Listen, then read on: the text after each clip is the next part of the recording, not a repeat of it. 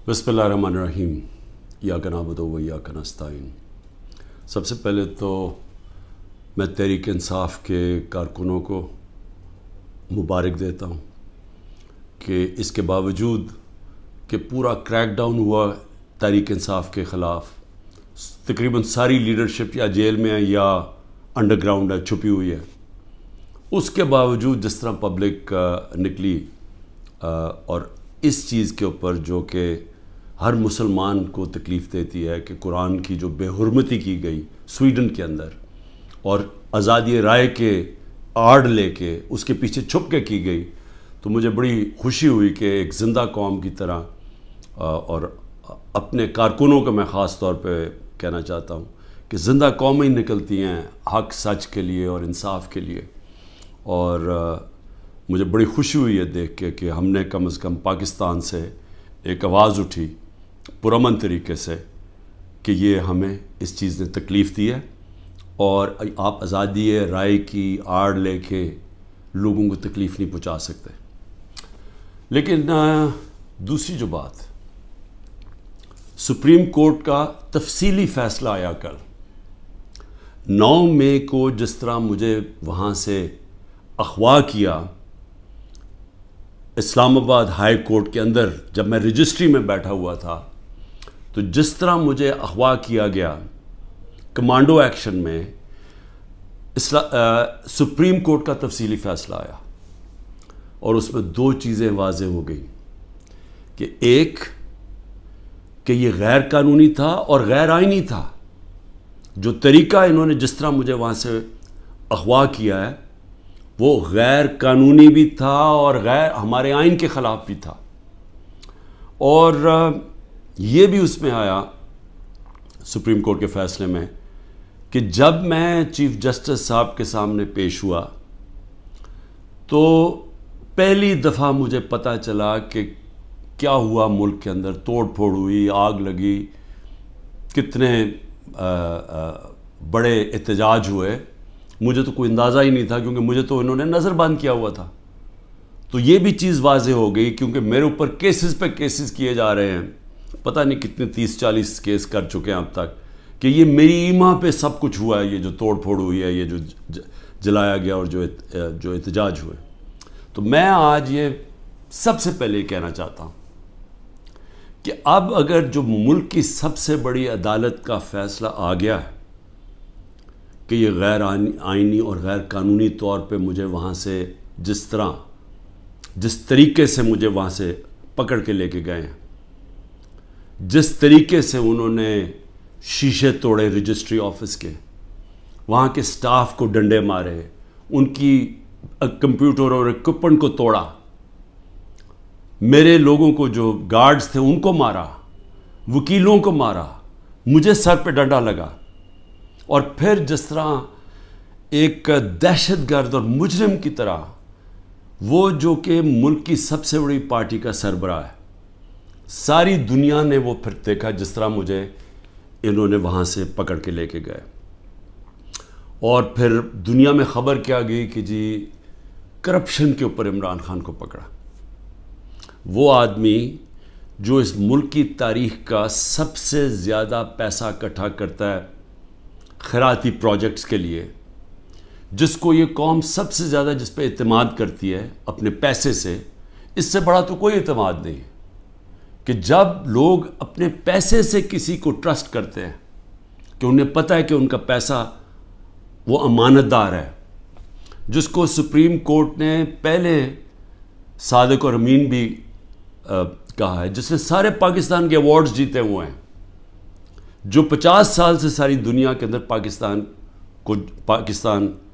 पाकिस्तानी को दुनिया जानती है और जिसने अपनी तरफ से क्रिकेट के अंदर पाकिस्तान का नाम रोशन किया। तो मेरा सबसे पहला सवाल ये है कि इसका कौन जिम्मेदार है? क्या इंटीरियर मिनिस्ट्री जिम्मेदारी उठाएगी इसकी? कोई इसको जिम्मेदार ठहराएगा? और क्या नैब चेयरमैन इसकी जिम्मेदारी लेगा जो हुआ मेरे साथ? और मैं अब इससे आगे चलता हूँ। जब मुझे ये जिस तरह उठाया गया और अब साबित हो गया कि ये इस मुल्क के आइन और कानून के ख़िलाफ़ था, تو کیا ہماری پارٹی کو یہ حق نہیں تھا پرامن احتجاج کرنے کا؟ اب تو اگر ثابت ہو گیا نا کہ یہ قانون توڑ کے مجھے وہاں سے اغوا کیا گیا اور جس طرح مجھے ذلیل کیا گیا، تو کیا ایک ملک کی سب سے بڑی پارٹی کے سربراہ کو جب اس طرح اسے کیا جائے تو کیا اس کی پارٹی کو حق نہیں تھا پرامن احتجاج کرنے کا؟ اور یہ میں پھر واضح کر دوں، آئین ہمیں کہیں جگہ پہ روکتا نہیں ہے پرامن احتجاج سے، کہ جی کنٹونمنٹ میں احتجاج ہو یا جہاں بھی ہو، ہم کہیں بھی احتجاج کر سکتے ہیں۔ یہ ہمیں آئین ہمیں حق دیتا ہے، ہمیں توڑ پھوڑ کا حق نہیں دیتا، ہمیں جلانے کا حق نہیں دیتا، اور وہ سارے ہم سب اس کی مذمت کرتے ہیں۔ میں نے سپریم کورٹ میں جب مجھے بتایا چیف جسٹس صاحب نے، میں نے اس کی مذمت کی، اور انہوں نے وہ لکھا اپنے آرڈر کے اندر، اور میں نے کہا کہ 27 سال میں آج تک میں نے کبھی اپنی جماعت کو یہ نہیں کہا کہ کسی قسم کی انتشار کے اندر شامل ہو۔ میری سٹیٹمنٹس ہیں، جب ہمارے سے ظلم بھی ہوا 25 مئی کو، جب ہمارے اوپر جس طرح انہوں نے ہمارے ساتھ ظلم کیا کہ ہمیں بغیر کراؤڈ ہے ان کا ڈنڈے مار کے ٹھیک کرو، عورتوں کے اوپر، بچوں کے اوپر جو ہمارے نکلے ہوئے تھے پرامن احتجاج کے لیے، ان کے اوپر جو انہوں نے تشدد کیا، میں نے اگلے دن اسی دن رات کو ہوا، صبح کو میں نے اپنا دھرنا کینسل کر دیا، اور میری اس تقریر سن لیں، میں نے ادھر کہا کہ میں انتشار نہیں چاہتا۔ 26 نومبر کو 4 لاکھ لوگ جمع ہوئے پنڈی کے اندر، اور وہ سارے تھا کہ ہم نے پرامن ایک مارچ کرنی ہے وہاں سے اسلام آباد۔ وہاں جنہوں نے 30,000 پولیس جمع کر لی، تو مجھے پھر پتا تھا کہ انہوں نے ہمارے ساتھ وہی جو 25 مئی میں انہوں نے اس باری پھر وہی کرنا ہے، اور مجھے خوف تھا کہ اتنی زیادہ پبلک ہے اور وہاں خون خرابہ ہوگا۔ میں نے کینسل کر دیا، میں نے اسلام آباد کی مارچ 26 نومبر کو کینسل کی، اور اس کے بعد یہاں 8 مارچ کو جب ہم پرامن ہماری الیکشن کی ریلی نکلنے شروع ہوئی، انہوں نے اس کے اوپر جب حملہ کیا، پھر وہ میں نے ریلی کینسل کی، میری تقریر ہے۔ تو میں نے تو ہمیشہ پرامن احتجاج کی بات کی ہے 27 سالوں سے، تو وہ سامنے آ گیا۔ سپریم کورٹ کی ججمنٹ بھی ہے کہ مجھے تو جب پہلی دفعہ پتہ چلا میں نے تب کہا، مذمت کی، اور اس کے علاوہ اب یہ جو ہمارے لوگوں کا احتجاج ہے، اس کو غداری کہہ دیا گیا ہے کہ ملک سے غداری ہوئی ہے۔ اب میرا سوال یہ ہے کہ غداری کس نے کی؟ کیا ڈنڈے مار کے ایک پارٹی کے سربراہ کو اور اس کے لوگوں کو مار کے اور غیر قانونی طور پہ اغوا کرو، اور پھر ہم سمجھیں کہ جی وہ بھیڑ بکریوں کی طرح چپ کر کے بیٹھ جائے گی پارٹی، وہ احتجاج بھی نہیں کر سکتی، وہ احتجاج کرے تو وہ غداری ہوگی اب، اور ان کو ساروں کو جیلوں میں 48 گھنٹے میں 10,000 لوگوں کو جیلوں میں ڈالا، سینئر لیڈرشپ ساری جیل میں، ابھی ساری انڈر گراؤنڈ ہے۔ 9 مئی سے اب تک ہر روز لوگوں کو اغوا کیا جا رہا ہے، ہر روز لوگوں کے گھروں میں جاتے ہیں، رشتہ داروں کے گھروں میں جاتے ہیں، گھر توڑتے ہیں، پولیس گھر لوٹتی ہے، ساتھ نامعلوم افراد آتے ہیں، چوری کرتے ہیں۔ میاں اسلم اقبال کی بیٹی کے سارا جہیز چوری کر کے لے گئے۔ کل وہاں بنو کا ہمارا ایم پی پختون یار 40 لاکھ کا وہاں اس کے گھر پہ سونا پڑا ہوا تھا، زیور پڑا تھا، وہ چوری کر کے لے گئے۔ یہ کون سی دنیا میں اس کی اجازت ملتی ہے؟ کون سے قانون کے تحت؟ اور صرف سزا مل رہی ہے کہ جی آپ نے 9 مئی کو احتجاج کیوں کیا؟ کیونکہ اب تو واضح ہو گیا نا کہ ہمارا احتجاج جائز تھا، کیونکہ غیر قانونی طور پہ، پھر سے میں کہتا ہوں، آئین توڑ کے مجھے اٹھایا گیا ہے، اور جس طرح اٹھایا گیا ہے اس کا ریاکشن آنا تھا۔ اور میرا اگلا سوال ہے کہ یہ کس نے پلان کیا سب کچھ؟ کیونکہ یہ جس نے بھی پلان کیا، کیا وہ چاہتے تھے کہ یہ ریاکشن ہو؟ کیا یہ جان کے کیا گیا؟ کیونکہ اور طرح کی بھی تھے، اگر پکڑنا تھا وارنٹ دکھاتے پولیس، میں نے چلنے سے پہلے کہا کہ اب مجھے پکڑنا ہے تو وارنٹ دکھاؤ، پولیس آ کے لے جائے، تو وہاں سے اس طرح بھی، لیکن کیوں یہ جان کے کیا گیا؟ اور مجھے یہ شک ہے پری پلان تھا سب کچھ، یہ ریاکشن پتہ تھا اس کا ریاکشن ہونا ہے، اور اس ریاکشن سے پہلی تیاری کی ہوئی تھی کہ اس کے بعد کرنا کیا ہے، کیسے انہوں نے تحریک انصاف کو کرش کرنا ہے، جو ابھی تک کوششیں ہیں. اور پھر ابھی تک میں آخری 2 سوال پوچھتا ہوں کہ ابھی تک کیوں نہیں انڈیپینڈنٹ انویسٹیگیشن ہوئی کہ جو یہ کور کمانڈر کا گھر جلایا گیا ہے اس کے پیچھے کون تھا؟ کیوں نہیں انڈیپینڈنٹ انویسٹیگیشن؟ کیونکہ یہ کوئی نہیں ہوتا کہ جی آپ ہی فیصلہ کریں کس نے کیا اور آپ ہی پکڑ کے ان کو سزائیں دے دیں. یہ جج، جوری، ایکسیکیوشنر دنیا کے کسی قانون میں نہیں ہوتا. تو کوئی انڈیپینڈنٹ انویسٹیگیشن نہیں ہوئی. ہم ڈیمانڈ کرتے ہیں انڈیپینڈنٹ انویسٹیگیشن ہو. انشاءاللہ ہم ثبوت دیں گے کہ اس کے اندر لوگ گھسائے ہوئے تھے، ایمبیڈ کیے ہوئے تھے لوگ. جس طرح میرے گھر کے باہر پلان بنا ہوا تھا کہ انہوں نے پولیس کے دونوں اسلام آباد آئی جی نے لوگ تیار کیے ہوئے تھے، پولیس والے چند تھے، یہاں لاہور کے آئی جی نے پلان کیا ہوا تھا اور انہوں نے مل کے یہاں سے گولی چلانی تھی پولیس کے اوپر، انہوں نے پھر پورا اٹیک کرنا تھا واپس. یہ سارا پلان بنا ہوا تھا جو میں نے 22 مارچ کو پبلک کو پہلے بتا دیا. تو یہ بھی ایمبیڈ کیے ہوئے تھے، لوگوں کو اندر گھسایا ہوا تھا ہمارے، کیونکہ ہر جگہ سے، کیونکہ میں نے جب بعد میں پوچھتا گیا کہ یہ ہوا کیا ہے، ہر جگہ سے ایک آئی کہ جی لوگ تھے، کئی لوگ اندر گھسے ہوئے تھے، وہ اشتعال دلوا رہے تھے لوگوں کو. اور پھر ہر جگہ سے ایک چیز آئی کہ جی یہ جو ریڈیو پاکستان جلا ہے یہ کوئی ماچس کی تیلی سے تو نہیں جلا. جو میاں والی کے اندر جہاز چوک جو سب کو فخر کرتے تھے، وہ سیبر جو لگا ہوا ہے میاں والی میں، اس کو کس نے جلایا؟ ایلومینیم کیسے جل سکتا ہے ماچس سے؟ کوئی پلان ہی تھا نا. تو چلیں ہم غلط ہو سکتے ہیں لیکن انڈیپینڈنٹ انویسٹیگیشن تو ہونا چاہیے نا اس کا. وہ کیوں نہیں ہو رہا؟ اور مجھے افسوس ہے کہ جو فضا بنائی ہوئی ہے کہ غدار پوری پارٹی کو غدار بنایا ہوا ہے، اس فضا کے اندر یہ نہیں ہونے لگا. یہ جو اس وقت جنگل کا قانون پاکستان میں ہے یہ نہیں ہوگا. اور دوسری چیز میں سوال پوچھتا ہوں آج کہ جو 25 لوگوں کو شہید کیا گیا،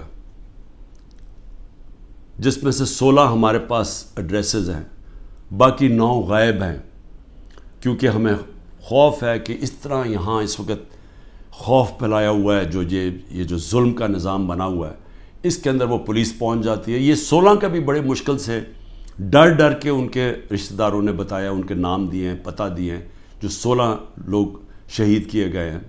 اس کے علاوہ جو 3 لوگ، پہلے میں 2 سمجھ 3 لوگوں کی ٹانگیں ضائع ہو گئی ہیں، ٹانگیں کٹ گئی ہیں گولیاں لگ کے. ایک پیرالائزڈ ہے، اس کی کمر میں گولی لگی ہے، وہ بستر پہ ہے. اور اس کے علاوہ 50 سے زیادہ لوگوں کو گولیاں لگی ہیں. اب میں یہ سوال پوچھتا ہوں، یہ کیا پاکستانی نہیں تھے؟ یہ انسان تھے نا. تو انسانوں کے تو حقوق ہوتے ہیں. تو آج ابھی بھی اب ختم ہوا ہے فرانس میں، ایک 17 سال کے ٹین ایجر کو گولی ماری ہے پولیس نے، آگ لگ گئی سارے، 1000 سے زیادہ بلڈنگز اور گاڑیاں جل گئی فرانس میں، کیونکہ ایک انسان کی جان لی تھی فرانس کی پولیس نے. یہاں کوئی فکر ہی نہیں ہے، کوئی انویسٹیگیشن ہی نہیں ہے. سب نہتے تھے، کسی پولیس والے کو، کسی رینجر کو کوئی گولی نہیں لگی. اس کا مطلب یہاں سے تو کوئی فائرنگ نہیں تھی. تو کیا پہلے ایک غیر قانونی اور آئینی غیر آئینی چیز کی جاتی ہے جس کا ریئیکشن ہوتا ہے؟ پرامن احتجاج ہمارا آئین ہمیں حق دیتا ہے. تو کیوں ان کو ابھی تک انویسٹیگیشن نہیں ہوئی کہ یہ جو لوگ بیچارے نوجوان تھے، ان کے ماں باپ تھے، بیوی بچے تھے، ان کو جو گولیاں ماری گئیں کوئی نہیں پوچھے گا. ابھی تک تقریباً 2 مہینے ہونے والے ہیں، کوئی پوچھے گا نہیں کہ یہ بھی پاکستانی، ان کے بھی رائٹس ہیں، ان کے حقوق ہیں. تو اس کو بھی صرف ایک پوری فضا بنا کے کہ جی پاکستان کے اندر جو یہ ہوا ہے 9 مئی کو، اس کے اوپر ایک پوری پارٹی کے اوپر، اس کے اوپر ہر قسم کا تشدد کرو، ان کو دباؤ، ختم کرو. اور میں سمجھتا ہوں یہ پری پلان تھا، سب کچھ پہلے سے پلان بنا ہوا تھا. میں آخر میں یہ کہنا چاہتا ہوں کہ دیکھیں، میں پاکستان کی اب بات کر رہا ہوں، میں اپنی پارٹی کی بات نہیں کر رہا. یہ جو ظلم ہو رہا ہے ایک ملک کی سب سے بڑی پارٹی کو سازش کے تحت، کیونکہ الیکشن یہ پی ڈی ایم والے اب لڑ نہیں سکتے، ان سب کو خوف ہے کہ الیکشنز کے اندر انہوں نے ہار جانا ہے. تو یہ پوری سازش کا حصہ بنے ہوئے ہیں اور اسٹیبلشمنٹ کے ساتھ جان کے اسٹیبلشمنٹ کو ہمارے خلاف اور کر رہے ہیں، صرف اس لیے کہ یہ الیکشن میں پی ٹی آئی کو اسٹیبلشمنٹ ختم کرے پی ٹی آئی کو، تاکہ یہ چور پھر سے الیکشن جیت کے آ جائیں. اور ان کا کوئی انٹرسٹ نہیں ہے پاکستان میں. 14 مہینے میں انہوں نے پاکستان کو ادھر کھڑا کیا ہے کہ جو آج اگر کل ہم نے آئی ایم ایف کے ساتھ اس لیے ڈیفالٹ سے بچانے کے لیے اپنے ملک کو تباہی سے بچانے کے لیے، حالانکہ ہمارے پر ہر قسم کا ظلم ہو رہا ہے، ہم نے اس کے باوجود ان کی سٹینڈ بائی ایگریمنٹ کے ساتھ اس لیے گئے ہیں کہ ہمارا ملک بچ جائے. ان کو کوئی فکر نہیں ہے کیونکہ ان کے سارے پیسے باہر پڑے ہیں. تو میں آخر میں یہ کہنا چاہتا ہوں کہ جس کو بھی اس وقت پاکستان کی فکر ہے، جو اس وقت گیلپ کی سروے آئی ہے کہ ہر 5 میں سے 4 پاکستانی کہہ رہے ہیں کہ ہم غلط راستے پہ نکل گئے ہیں، یعنی پاکستانی میجورٹی جو 80% سے زیادہ پاکستانی کہہ رہے ہیں ہم غلط طرف نکل گئے ہیں، اس کے باوجود کوئی راستے میں کوئی کورس کریکشن نہیں ہو رہا، اور ہم صرف اور صرف ایک 1 پوائنٹ ایجنڈے پہ کہ جی کسی طرح پی ٹی آئی کو کرش کرو تو ملک کے مسئلے حل ہو جائیں گے. اور اس سے کس کو فائدہ ہو رہا ہے؟ کون ہیں وہ لوگ جو اس تباہی سے فائدہ اٹھا رہے ہیں؟ وہ میں آپ کو یقین دلاتا ہوں کہ وہ پاکستان کی اکثریت نہیں ہے. یہ تھوڑے سے لوگ ہیں جو قبضہ کر کے بیٹھے ہوئے ہیں وسائل پہ، جو قانون کے اوپر بیٹھے ہوئے ہیں، اور وہ صرف اور صرف چاہتے ہیں کہ ہمارا یہ جو قبضہ یہ برقرار رہے، ملک جائے بہاڑ میں، کیونکہ ان کے پیسے باہر پڑے ہوئے ہیں. پاکستان زندہ باد.